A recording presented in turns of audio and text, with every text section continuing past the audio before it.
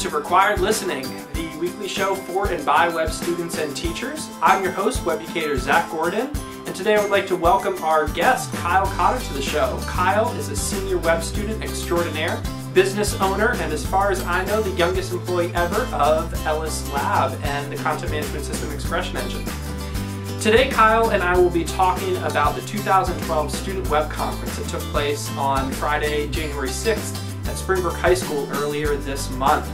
A special thanks to our sponsor, Wistia, the amazing video hosting service that we use. It has a great JavaScript API and is what we rely on to publish this show. So, Kyle, welcome again. How are you doing? I'm doing pretty good, pretty good. How about you? I'm doing well, man. It's been a while since we last caught up.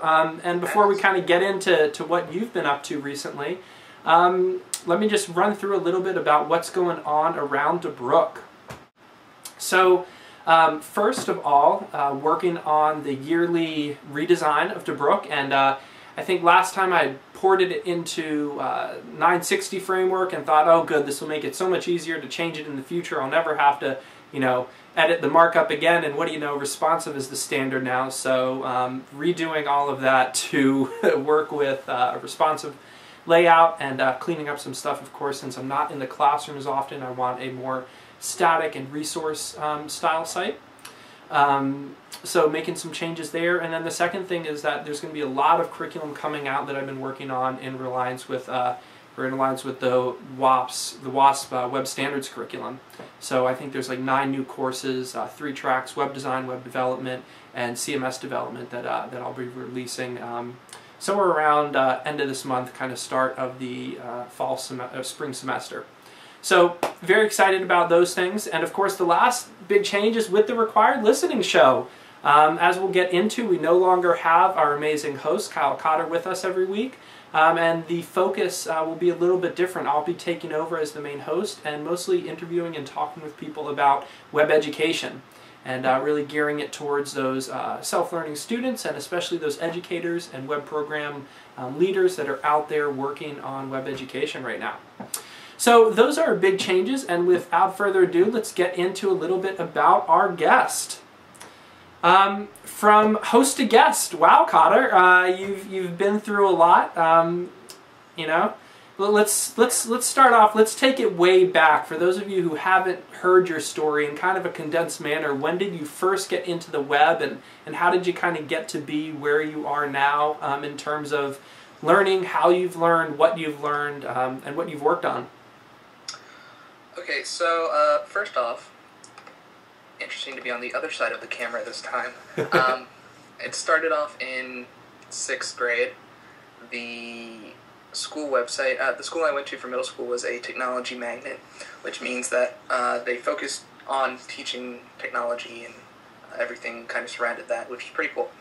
So I had the chance to work on the school website in 6th grade. A teacher asked me a question about making a button or something like that. I was like, oh, cool, yeah, let's do it that way. That looks cool. And that kind of started to pique my interest in learning more about the web. So 7th grade came, and they offered a web class. So I took that, which was pretty fun. We learned how to do some basic HTML, some design mode in Dreamweaver, some Flash animations, nice. And making those crazy looking buttons and fireworks. So that was 7th grade. And then come 8th grade, I took more of the class. We were learning more table-based markup, more using percentages and just essentially everything wrong, but it was still a great foundation. Wow, so you had like 3 years foundation of building table-based websites, huh? Yes. Yeah. So then came freshman year in high school. That's when we first met. Yep. And ironically, what I'm saying is kind of the premise of the talk I gave at the Student Web Conference this past Friday. So come 9th grade is where we met, and essentially everything I had learned was wrong based on what I'd learned from you, with the exception that those middle school years did provide a good foundation. Paragraph tags, header tags, those are all still around and being used today. So that kind of general basic principle was still useful, but as far as taking it to the next level, that's where you really came in and helped and did that both 9th, 10th, and 11th grade. Cool. maybe before we move on to what's next, along this way, how have you seen yourself as an educator to help out others, whether it's in the classroom, whether it's online? A lot of web designers feel that they have to give back as just kind of part of what they do. To what extent have you felt this, and kind of what are ways that you've acted on it? How I've given back, or how people have given to me? Yeah, I guess first, like, how have you, more you giving back to others, what has that process been like? Well, I definitely think the conference is one way in which we've definitely done that. Same thing with this podcast, just kind of talking about the experience that both me as a student and you as a teacher have gone through, that kind of thing. I've also helped friends who've been taking web classes at other high schools. Obviously, they didn't have the same program that we had, so kind of giving them a hand there, teaching them, hey, look, this is kind of a more appropriate way to do it, stuff like that, kind of trying to help them catch up to be more modern, because ironically, I have friends who are like, oh, that's really cool what you do, can you show me how to do this and this? So definitely I've had a chance to give back to a few people. That's great, that's great. So I think for those of you who watched the show Season 2, when we were interviewing a lot of the pros, one of the questions we asked every time was college education. So now get to flip the table, and Kyle, after listening to all these other professionals and being a senior and ready to go on to that next step, what's next for you in terms of your education, your formal education? What are you going to do? Yeah, this is, again, kind of awkward being on the other side, not having as much sarcasm in this. So, no college. Honestly, second semester just started, or it's exam week this week.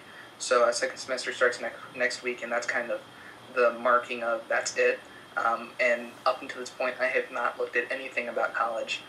Nothing, no interviews, no applications, no scholarships, none of that. So I'm pretty sure that nothing's going to happen at this point in time. I currently, as you said, work for Ellis Lab, and that's pretty awesome. And I can definitely, I feel personally I can sustain myself in this industry without having to go to college, because I'm definitely going to stick with the web. Cool. How do you see, do you kind of have a plan, if not, probably 4 years out, at least over the next year, like what's on your plate to really learn, and what methods are you going to use to kind of, because obviously, you're going to keep educating yourself, even if it's definitely not formally. What's your plan there? Ooh, so the next couple years, that's a great question. Actually, the night before the conference, I think it's like 2 a.m. or something, me and Greg Aker started talking about different stuff for the upcoming conference. Greg Aker being the cool software developer who used to work at Ellis Lab but now works at EngineWorks. He kind of asked me the same question, what do you plan on doing? Ellis Lab's a great place to start. And keep growing there. There's a lot of opportunities. What exactly do you see yourself doing, though? I run Cotter Interactive on the side, that kind of thing. So since working at Ellis Lab, it's kind of been hard to juggle both of those. Yeah. So Cotter Interactive's kind of gone down with Ellis Lab, me dedicating more time to that.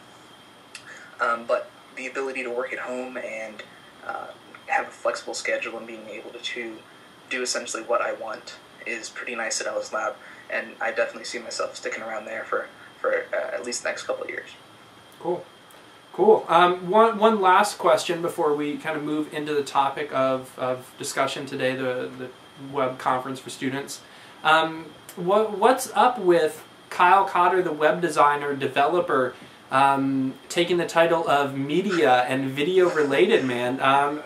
Where's this coming from, and what is it that you enjoy and like doing about the media? And let me say first, man, all this stuff I've seen that you've been doing for EE behind the scenes, I know you can't talk about it specifically, but it's looked great, and it's something that you've never seen from them, regularly producing helpful, polished videos. So first of all, kudos, and second of all, what's up with that? Thanks. Yeah, it's actually kind of I never saw myself ever doing that to that extent of what I'm doing. I started off doing, just basically front-end development, design stuff, and then I kind of moved more into trying to play around with Photoshop more in design aspect. I actually have an upcoming design I'm working on that I'm actually really proud of. Hopefully launch that in the next few weeks or so. But my job title at Ellis Lab is customer advocate and media producer. So half of that is providing tech support for expression engine related problems, which in itself is a never-ending learning process. Having to troubleshoot people whose issues you don't know the answers to most of the times, Yeah. And then trying to go figure it out, because so totally different server environments, different ways to implement expression engine because it's so flexible. That's a constantly evolving process and learning. But as far as the media aspect goes, it all started with that EEHash 2.0 preview video. EEHash being the feed aggregator of expression engine news. Marcus Neto caught wind of that video, sent it off to all the execs, and they all liked it. And so from that point forward is kind of how I got designated as doing the media publicity for upcoming expression engine releases and stuff like that. Cool. And do you geek out with the video in the same way that you do with the web stuff, or in a similar way? By geek out, you mean extremely anal over every frame by frame? Yes. And possibly enjoyment at some level? Yes. And for those of you who don't know, and I don't think most people do, but you started off with quite some sarcastic remixes of just kind of random stuff that would happen in the classroom or around the web. Yeah. So I remember back in the day, and it was always tight and entertaining, even if, slightly inappropriate. But So the TV studio guy at our school, Mr. Carpensy, when we did that whole Web Week update thing, and I've always liked video to an extent. I've always liked trying to make something audio-visual come together. That's always been fun. I never saw myself doing it as on this level, but it's one of those things where you start doing something, you learn you like it. One of those hidden talent kind of things. Yep. And I like it. I stick with it. Actually. The design I'm working on is for an upcoming rebranding of my personal site, and I figured, hey, why not try to include more video stuff? Oh, cool. With that, some HTML5 and some video and some cool new technology like that. Also, the folks over at Wistia, reading their blog. Their blog is full of awesome. Even though they make videos just for the sake of making videos. And they're even though they're just a minute and a half, they're really entertaining, really funny, really high quality. Yeah. So that's also sparked my interest in trying to keep up with doing that. But yeah, the EEHash 2.0 preview video was kind of where I started playing around. I did some stuff in After Effects and then played around. A lot of the stuff I did with Ellis Lab has been in iMovie, but I just transferred over to starting to play with Final Cut. And I really like that it's the new Final Cut, the one where it's more of an iMovie kind of interface, so it was a nice upgrade path. Nice. But yeah, that's been really fun. Like you said, I've always had a knack for trying to be funny when incorporating technology, be it photoshopping people's faces onto other people, or just making funny videos. But I like it, and I think the web is moving to a point where these different aspects of media are coming together more. Yeah, sure. So it's definitely part of the industry, and I definitely think I can incorporate it into my work. Awesome, man. Well, I know you're going to keep doing awesome stuff with that, and I look forward to seeing it. And I'm going to be trying to do some more video on DeBrook too, especially as resources. So I look forward to learning along or behind you as it will be. So let's go ahead and move on to the section of the show where we get into depth with our specific topic. Our topic for today is the 2012 Student Web Conference. And just to give a little history, the Student Web Conference started a few years back, I think 3 years now, when a few of my web students and I took a trip up to New York for the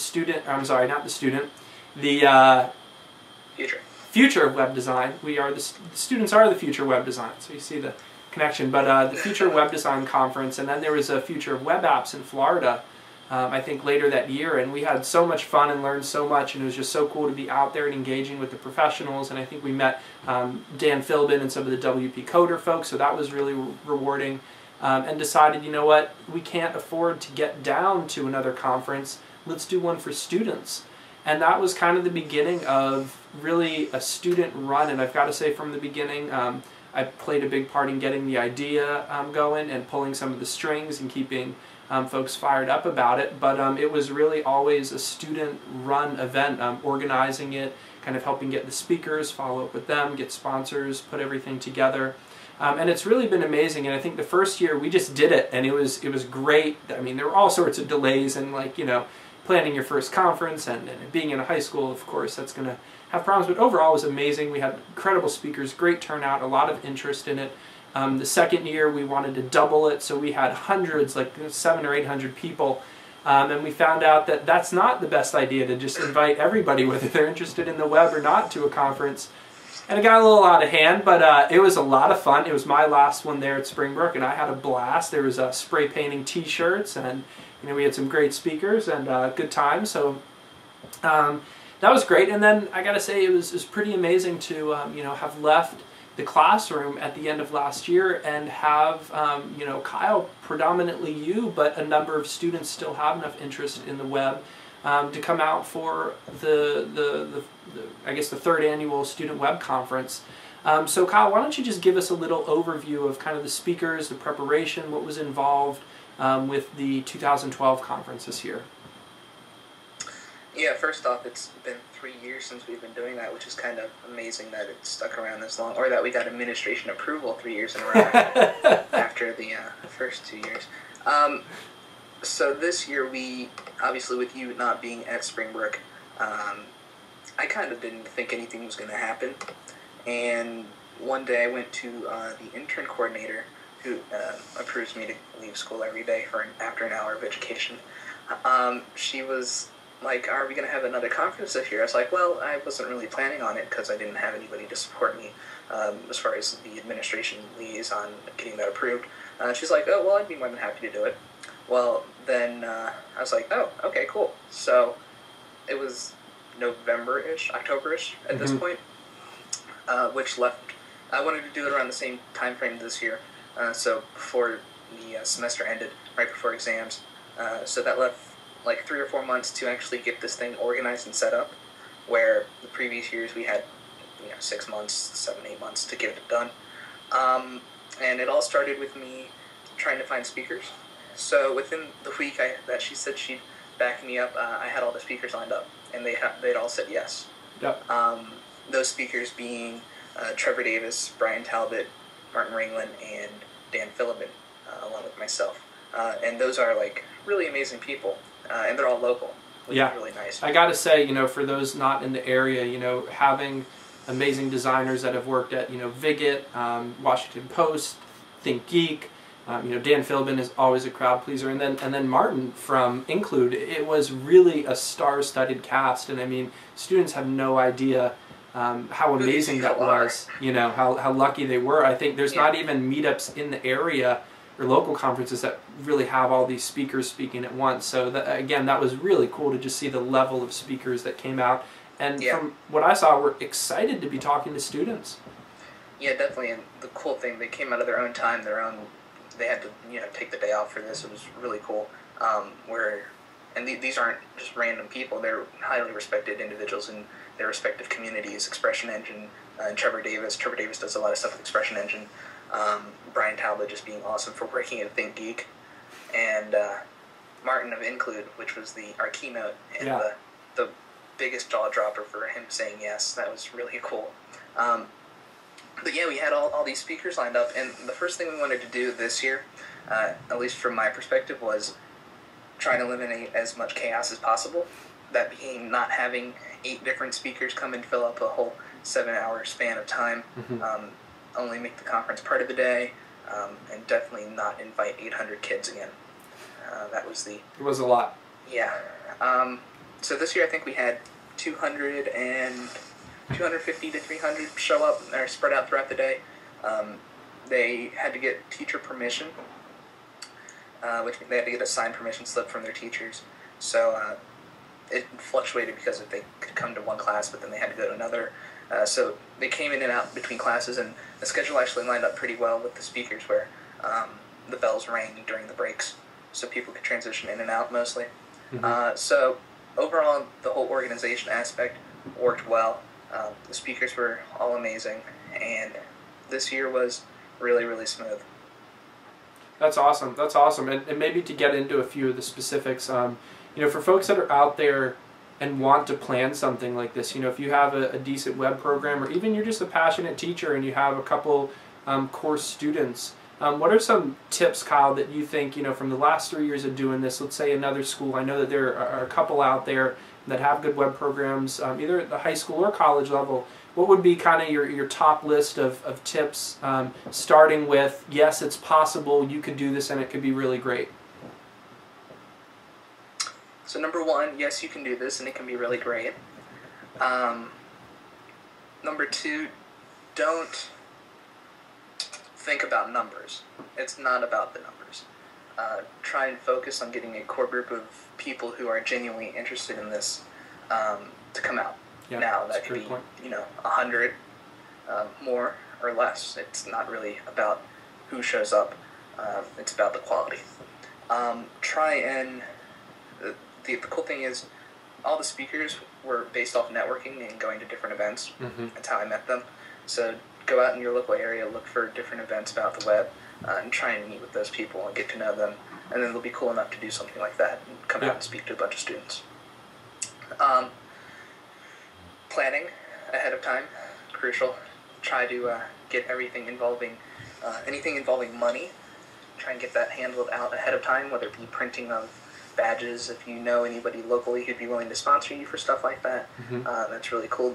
One of the things I think we learned over the past 3 years was the less money exchange between students and people, the better. The first year was we charged for like lunch and t-shirts and stuff like that. We did it the second year too. But this third year we didn't have any of that, and that got rid of so much confusion and headache and chaos that everything went smoothly. Nice. Yeah. The audio video technical side of things, if you're doing this at a school, your school hopefully has an AV person who's in charge of doing that. Our school was fortunate enough to have one of those, and just having him do that took off the trouble of figuring out who's going to run the sound booth, who's going to give mics out, stuff like that. Just providing a few snacks for the speakers backstage. Don't go overboard with that though, because they're not actually that hungry. We've learned. We had coffee this year, and I don't think anybody drank it. I actually took it home and drank the whole thing to keep me up the rest of the day. But still something, just showing that, hey, we got this for you. We actually appreciate you coming out and doing this. Yeah. That helps too. Trying to, the thing you realize where you're not Jeffrey Zeldman and you can't throw an event apart, so don't try and make it like an event apart. And besides, you're doing this for a bunch of students, so they're not really going to care if they're not going to, first off, know the expectation that you have yourself. But, so don't beat yourself up if things don't go perfectly, which is kind of what I've had to tell myself the past few years. Don't beat yourself up over it, and just try and improve the next time. Great. Those are all good tips, man, and I'm shaking my head for all of them. I think that that's all great advice. I guess kind of the last thing of this topic, unless you had other things, and we could still talk about other points that you might have, but moving forward, man, 2013, what do you think it would take to see this kind of conference not just happen again, but kind of just brainstorming without being put on your shoulders to necessarily pull off? I think we both agree, it's a great thing. More people would benefit from it.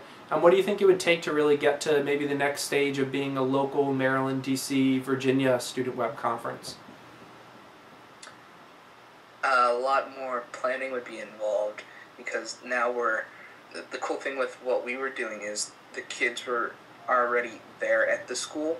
There was no additional transportation needed, no cost to show up. We didn't have to pay for a facility or anything because it was at school during school. So if we were to try and take this up a level, it would be totally based on who would come out for this, because obviously we can't do it without enough people coming, without a budget to support the people coming, those kind of things. And not that there isn't a need or something like this would be useful.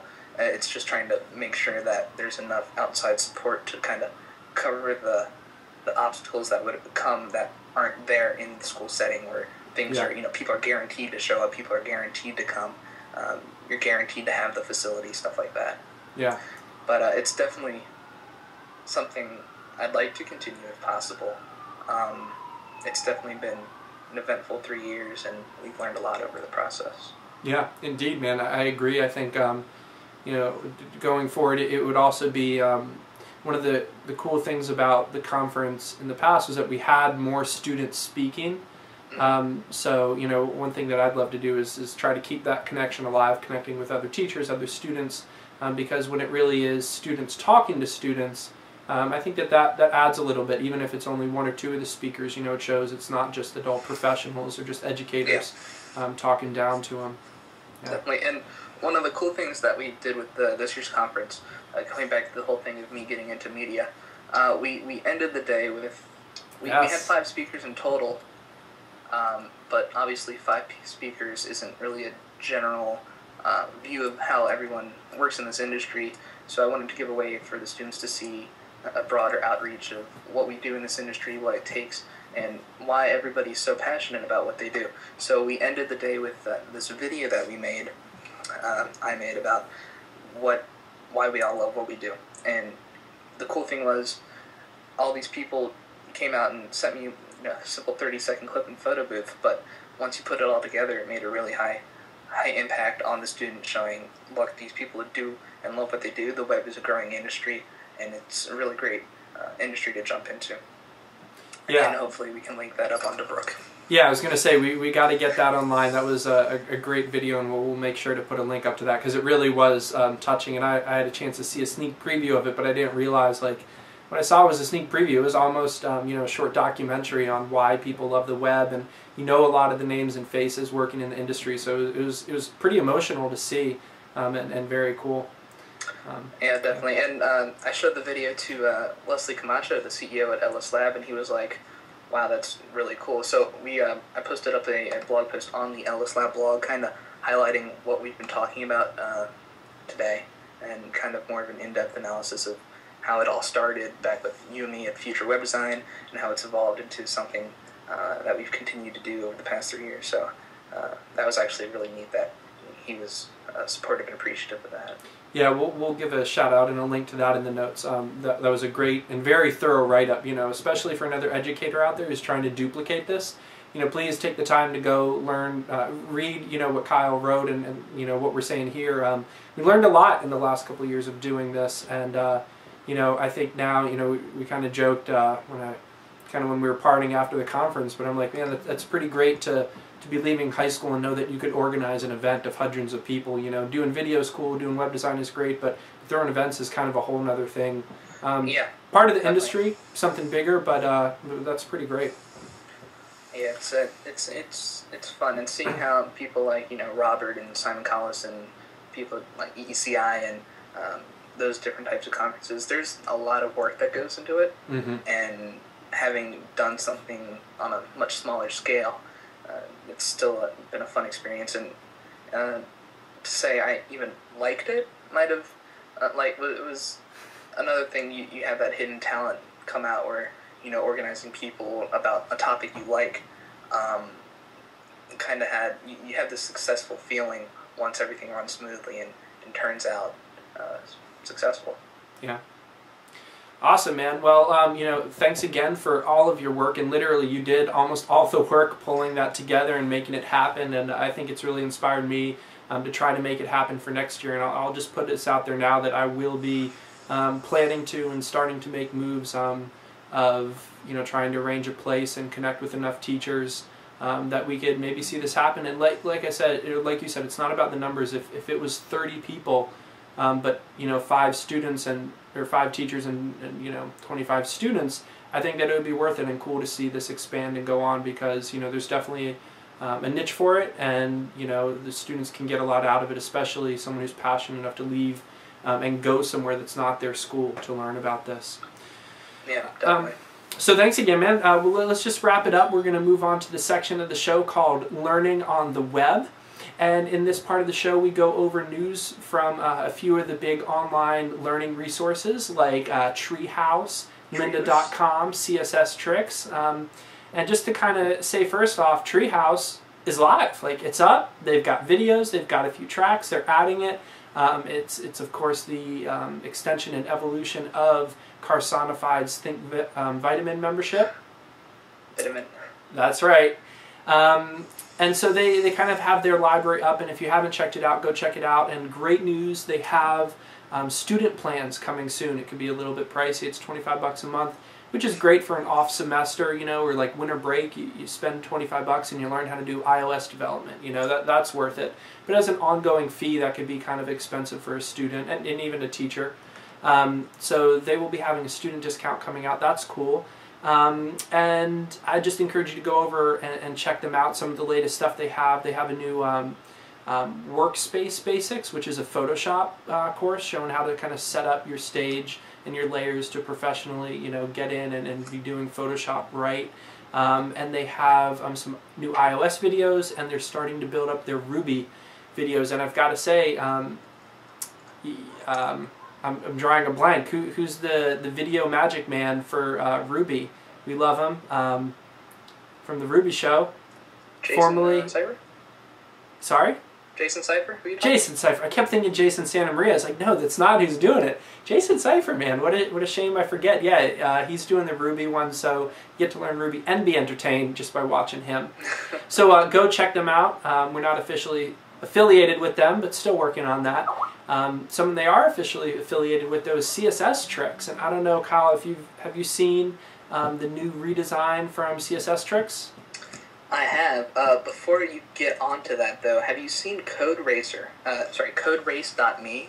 No. It was launched literally like 24 hours ago from the guys over at Carsonified and Treehouse, and it's a game where you are challenging another person. So you both have tasks like, okay, here, make an H1 tag that says this and this, and you're racing against the other person to see who can do it the fastest. Oh, and that's it's all very like cool. live time. The Ryan Carson posted a video the other day. He's like, yeah, we just wanted to build this cool thing that we liked, and we did it, and they launched it today, and it's a competition where you battle it out, and it's not like, you know, something extremely advanced. It's kind of based on the principle of Treehouse, that kind of education type setup. But just watching the demo video for it was really cool, seeing how you compete against people and winners, and it's actually all live time, which is pretty neat. So that's CodeRace.me. That's awesome. Really, Very cool resource, man. I'll have to look into that and talk more about that next week, but CodeRace.me, go check it out. That sounds amazing.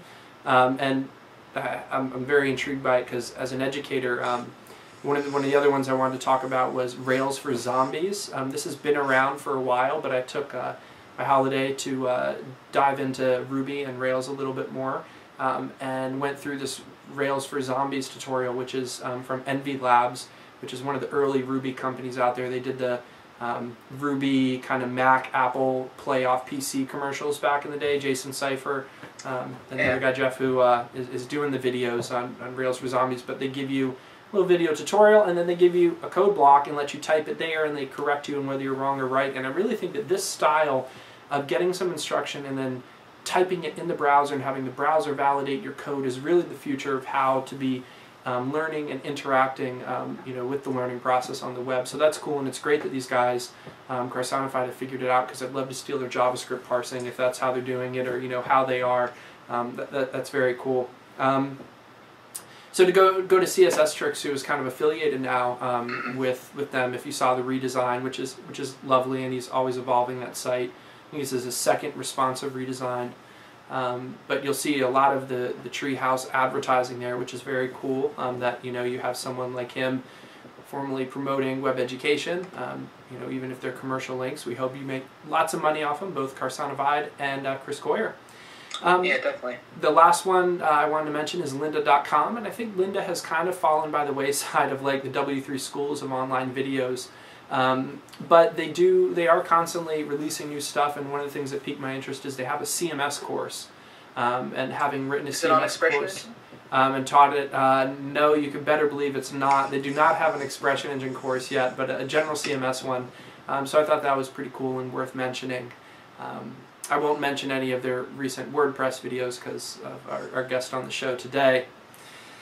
Exactly. So, in wrapping up, let's just thank one more time our sponsor, Wistia, professional hosting, analytics. They just released transcribing. And if you don't need video hosting for your project currently, keep Wistia in the back of your mind and definitely go check them out, because when it comes time, they're definitely some of the leaders in the video hosting, and even better than that, they are amazing people who do great work. So it's a great company to know about and connect with. So thanks again to the folks at Wistia for hooking us up with this great service. We're very grateful. So that's our episode for Required Listening. I'd like to thank our guest for today, Kyle Cotter, for not just coming on the show, but really for being the host of the show for the last 40 or so episodes and the last 2 or 3 years. It's been a great run, man, and you've been here through its birth and formation, and I hope to keep it going strong, but the show won't be the same without you, man. So thank you very much for that. Thank you. Thank you to all of our listeners, whether you've been following for a while or you're just joining us for Season 3, focusing on web education. We appreciate you tuning in, and please, if you like the show, reuse and retweet using the hashtags and kind of the tweet to a certain spot in the video feature that we have that will be evolving as we go forward. It's a fun and cool way to show other people a little cool excerpt from the podcast, and it's how we kind of let folks know specifically what's going on in different little parts and how we give our shout outs. So I thought you might find that useful. And that's it, folks. Thanks, and keep on learning.